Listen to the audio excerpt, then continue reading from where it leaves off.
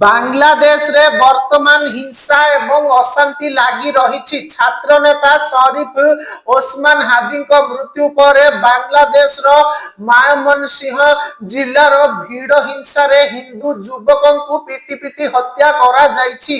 मृत युवक परिवार रो दुर्दशा विषय रे एक social media post viral Hebare लागिछि, जहा पर भारत समेत सारा विश्व रु साहाय्यर सुओ छुटी। भारत, अमेरिका एवं सिंगापुर समेत अनेक देशरू बांग्लादेश रे रहुथिबा दास परिवार पाई सहायता आसुछि। सोमवार सुधा बांग्लादेश रो संख्यालघु संप्रदाय रो सदस्य माने दास परिवार पाई एक बैंक अकाउंट खोलिथिले।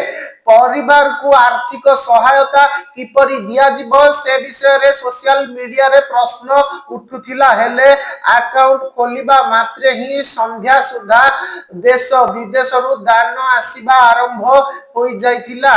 चिटागंग विश्वविद्यालय रो संस्कृत प्रोफेसर कुशल बरण चक्रवर्ती कहिसंती, आमे परिवार को सहाय्य करिबा पई सोशल मीडिया रे बैंक अकाउंट विवरणी शेयर करिछु। आमे वर्तमान दान गणना करूनाहु, किंतु आमे सूचना पाइछु जे विश्वर विभिन्न स्थानरू लोक माने ए पर्यंत लक्ष लक्ष टंका दान करिसंती। से आहुरी भी कहिसंती परिवार रो अवस्था अत्यंत खराब थिला। परिवार रो सदस्य माने मानसिक भावरे भांगी पडिसंती।